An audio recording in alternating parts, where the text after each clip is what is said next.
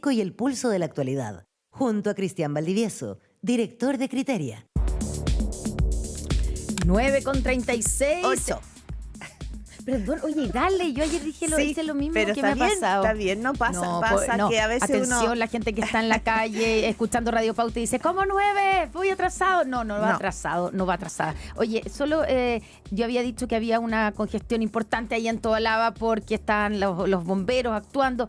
Me escribe una fiel auditora para decirme que está liberado Tobalaba, que ya no están, sacaron el auto, la moto, todo lo que había ahí, y está liberado, está funcionando bien. Bienísimo. Gracias. Gracias por esa información. 8:36, y ya está con nosotros como cada martes nuestro panelista, Cristian Valdivieso, director de Criteria. Siempre me adueño de nuestro panelista. Sí, pues, por supuesto, aunque otros quieran. Cristian, ya, esta cosa empezó a tomar pulso, empezó a subir la adrenalina, el cortisol en la... A ver, ¿por qué?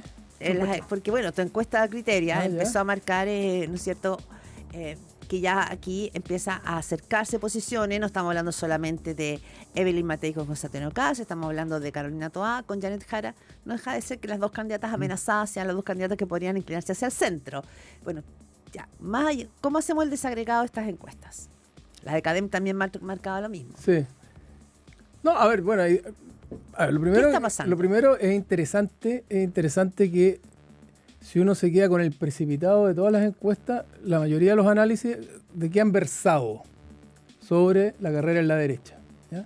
Entonces, ahí hay algo entre comunicacional y de tensión emocional, por decirlo de alguna manera, que tiene toda la atención, todo el tema dramático puesto en la derecha y no en lo que viene en 2 semanas más o en 18 días más, que es la primaria del oficialismo. Hay mucho más foco fuerza puesto en la discusión, la tensión que hay en la derecha. ¿Y por qué eso? Porque tiene más posibilidades de... Bueno, en el fondo, 2 cosas. Uno, se mira ese mundo o ese sector como desde dónde va a salir el próximo presidente de Chile más probablemente.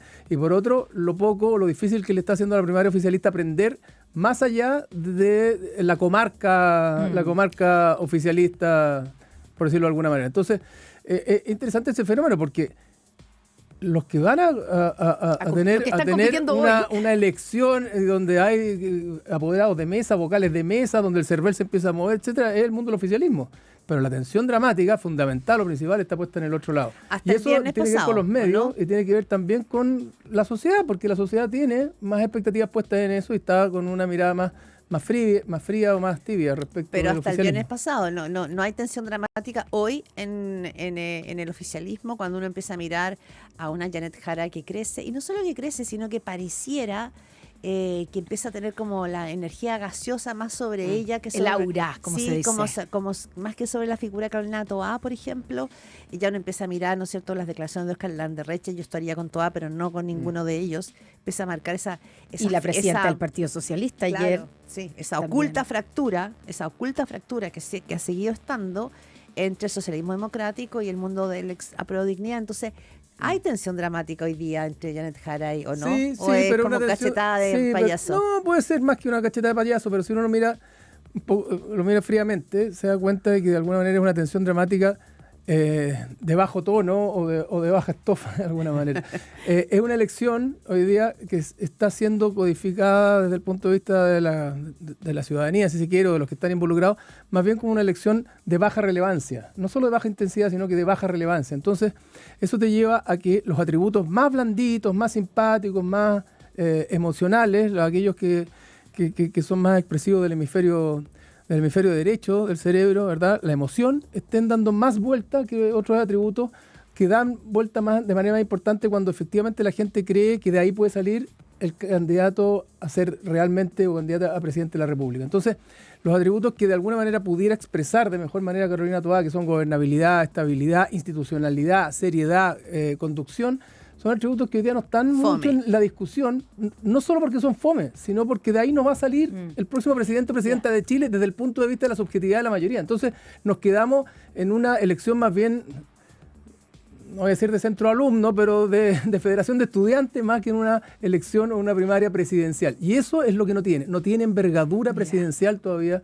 esta primaria, y eso hace o favorece las posiciones de candidatos que están digamos, más en la segunda línea y que pueden hacer ver o o posicionarse sobre atributos menos de estadistas, menos relevantes, menos de conducción política y de verdad presidencial y mucho más emotivos, si se quiere. Ya, qué interesante eso. Pero ya, dejemos por un lado el oficialismo. Yo sé que es lo que viene ahora, pero para ahondar un poco más lo que está pasando en la derecha o concretamente en la campaña de Evelyn Matei.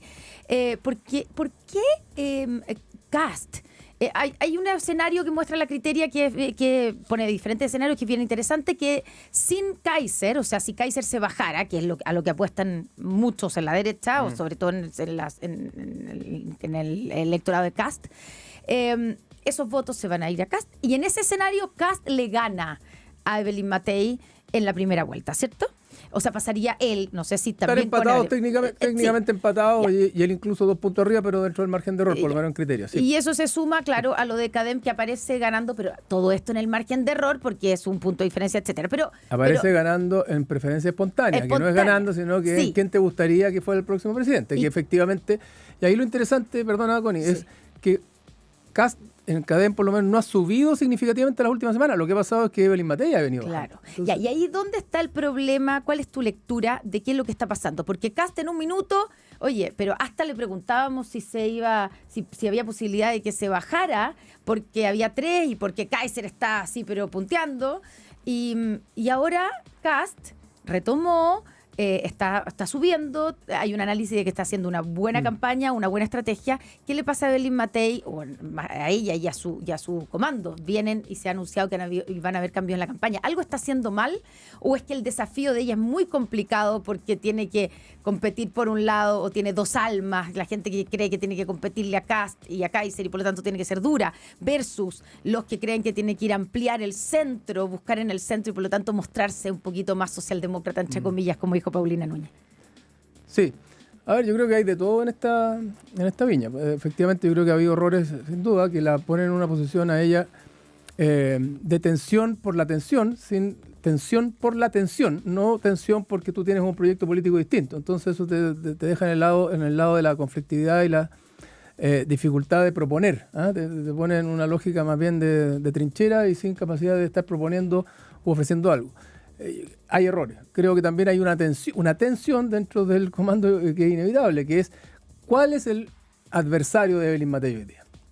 ¿Es el gobierno, la izquierda? ¿Es Michelle Bachelet, como pensaba en algún minuto? ¿Es hoy día Carolina Toá, Janet Jara? ¿O es José Antonio Kast?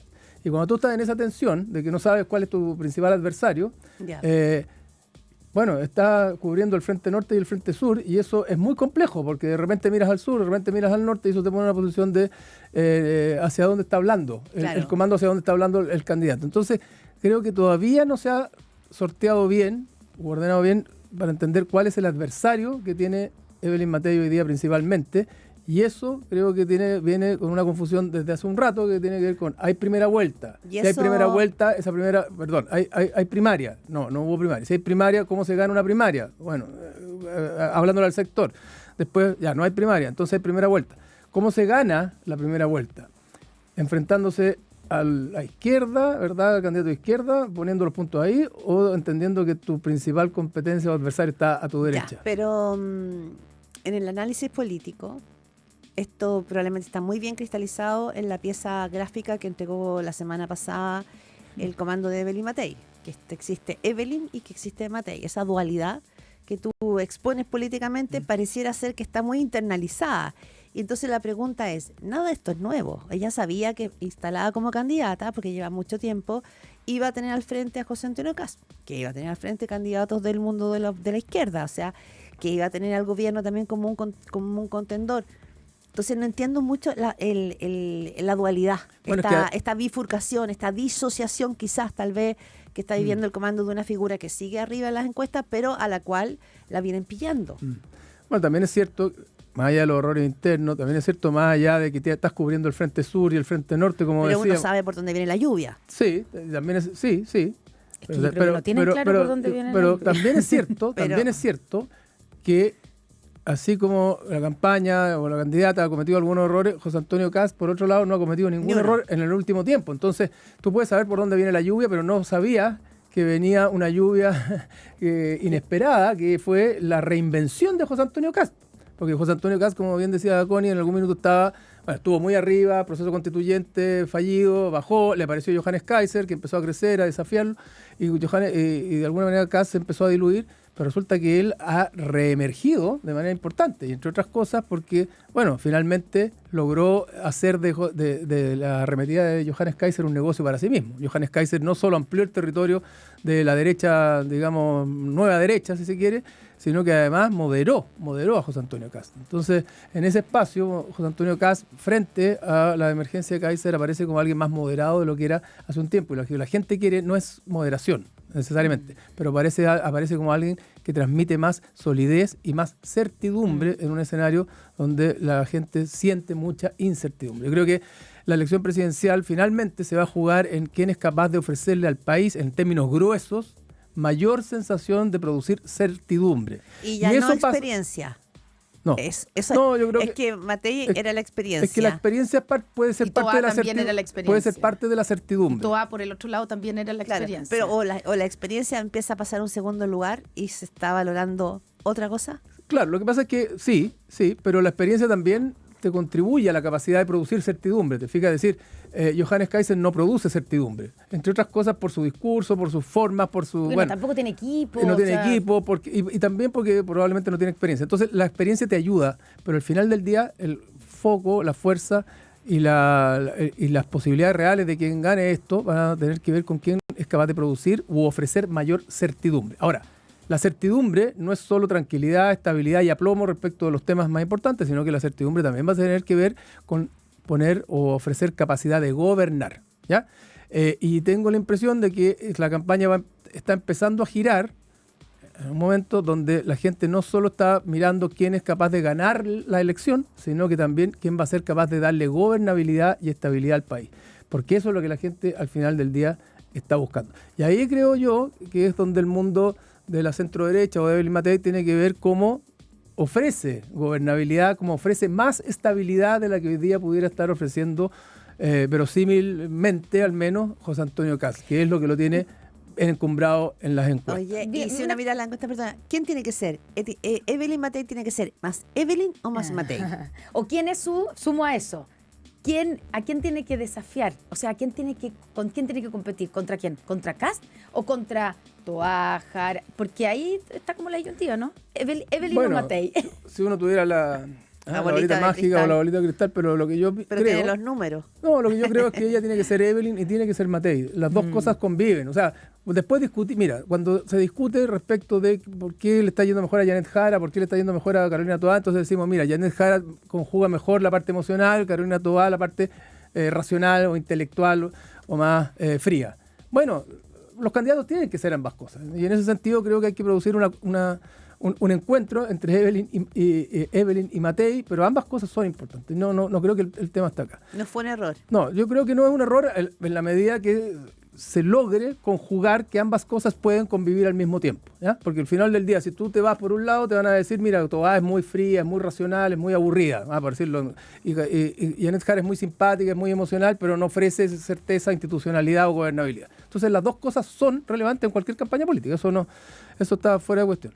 Y por otro lado, tengo la impresión de que la campaña de Evelyn Matei tiene que ser capaz de salir de ampliar el territorio en el que se está disputando la elección hoy día. Hoy día el territorio en el que se está disputando es un territorio que favorece fundamentalmente a José Antonio Kast, donde no deja más espacio para discutir de seguridad, de migración y dejémoslo por ahí. ¿Quién es más rudo en ese mundo? Y en ese mundo él va a ser siempre la versión original. Entonces, esta otra campaña no puede abandonar ese territorio porque el territorio de la elección es seguridad, es inmigración y es economía, pero tiene que ser capaz de abrirse a un escenario donde hayan otros temas dando vuelta, otras emociones dando vuelta y otras, no digo prioridades, pero otros temas que tengan igual de importancia de manera de ampliar el territorio. Si tú dices que eso es hablarle al centro, bueno, puede ser hablarle al centro, en términos simbólicos, ¿verdad? Posiblemente. Y de alguna manera, creo yo que el principal adversario de Evelyn Matei es José Antonio Kast. No es la izquierda ni el gobierno hoy día. Así como José Antonio Kast siempre tuvo clarito que su principal adversaria, ¿cuál era? Evelyn Matei. No Kaiser. No Kaiser, ni tampoco el gobierno. El gobierno, el gobierno es la fuente de adversarialidad con el que tú construyes la campaña, pero ¿a quién tú quieres enfrentar o quieres desafiar está en el mundo desde donde efectivamente va a salir el próximo, o más probablemente el próximo presidente de la República, y en ese sentido está por ahí. Y por otro lado, también tenemos un tercer eje, los errores de la campaña, la tensión, mirando al sur, mirando al norte, lo bien que lo ha hecho José Antonio Kast, y tenemos otro eje, que es, bueno, que el gobierno y el oficialismo le ha pegado a Evelyn Matei con todo. Y no a Kast. Y no a Kast, porque es la que tiene la que está más arriba, y porque el gobierno tiene la hipótesis de que ella es más compleja de derrotar en una eventual segunda vuelta. Entonces, le ha llegado por todos lados esta campaña, desde adentro, desde afuera y desde la izquierda, y eso hace que la ponga en una posición compleja. Vamos a ver ahora si José Antonio Kast ya pasa a ocupar el primer lugar y se instala en el primer lugar, bueno, ¿cómo sostiene ese primer lugar? Porque no hay nada más complejo que esto te pase estar en el primer lugar durante mucho tiempo. Y de alguna manera, si la campaña de Matei logra entender los problemas en los que está metida y logra sortear esta complejidad, quizá el hecho de que a 6 meses de la elección José Antonio Kast la haya pasado puede terminar siendo una buena noticia, porque sería mucho más dramático e imparable si esto pasara 2 meses antes, como le pasó eventualmente a Sebastián Sichel en su minuto, ¿te fijas? Tienes toda la razón. Ahora, nos queda poco tiempo, yo sé, pero mirando el otro lado, que es la que, como tú dices, tiene elecciones en 2 semanas más. Y el efecto Landerreche, ¿cómo lo lees tú? Porque hay quienes sostienen, y ayer lo escuchamos de la propia presidenta del Partido Socialista, que creen que Carolina Toá debiera haber aprovechado casi el pase gol que le dio Landerreche para marcar más fuertemente diferencias y interpelar de alguna manera al Frente Amplio y al Partido Comunista, o sea, a Jara y a Winter. Y lo que hizo Carolina Toá fue optar por desentenderse lo más posible y alejarse de lo que dijo Landerreche. Ayer vimos a Paulina Banoy diciendo, ojo, hay una parte del Partido Socialista que siente eso, que siente que no ha habido un mea culpa por parte del Frente Amplio frente al estallido social o su rol, o no ha habido realmente una postura en contra de la violencia, y se suma a este cartel, digamos, donde aparecen las caras de los de antes, diciendo al lado del cartel de Winter, que el comando de Winter dicen que ellos no tienen nada que ver con eso, pero igual es raro, y donde aparecen las caras de la concertación, digamos, unidas a Carolina Toá como del pasado y que no resuelve los problemas. ¿Qué pasa ahí? Digámoslo de la siguiente manera. Estoy especulando. Carolina Toá o su campaña, en alguna medida, se tienen miedo a sí mismos. O Carolina Toá se tiene miedo a sí mismo. Es decir, hay una tensión ahí entre mantener un rol que es el posicionamiento histórico de Carolina Toá y el rol que ella quiere jugar en política, que tiene que ver con respetar los acuerdos, el rol institucional y cuidar la amplia coalición. Pero eso colisiona con la posibilidad real de movilizar gente a esta primaria y que Carolina Toá efectivamente le vaya bien. Entonces, si ella no produce un giro importante y no le mete mucha adrenalina a esta campaña para movilizar electores, el riesgo de que o no gane o que gane por poco, con poca movilización, es alto, y eso la deja en una posición muy incómoda de cara a lo que venga en la primera vuelta. Entonces, ahí está la tensión, porque efectivamente esta elección, como decíamos, es una elección de baja envergadura, de baja intensidad, porque no tiene emociones, pero también porque no hay nada relevante en juego aparentemente, y lo que hay que hacer es meterle emociones. Entonces, ¿cuál es la oportunidad que le abrió Landerreche más allá de las formas y que no la quisieron tomar? Es meterle rabia, porque ¿qué le vas a meter en esta elección? ¿Le va a meter miedo a que gane Janet Jara? Es difícil porque la gente no cree que Janet Jara va a ser presidente, entonces no se va a ir a votar por Toá para que Jara no gane la presidencia de la República. ¿A quién? Entonces, ¿le vas a meter esperanza? No hay mucha esperanza hoy día, está complejo, porque tampoco es que vaya a ganar la elección como logró Boric meterle esperanza en su elección. Podría haberle metido rabia, una emoción de rabia que tiene que ver con esta lógica de decir, mira, hay un grupo de personas que se sintieron de alguna manera canceladas, silenciadas o cuestionadas por esta nueva izquierda, que las empujaron a decir, ustedes fueron un fracaso, los 30 años y todo aquello vinculado con eso. Entonces, si tú le metes rabia, ánimo reivindicativo, ánimo a lo mejor confrontacional incluso, probablemente le meterías harta adrenalina a esta campaña. Y eso es lo que de alguna manera dejó ahí votando Landerreche y que no han querido tomar.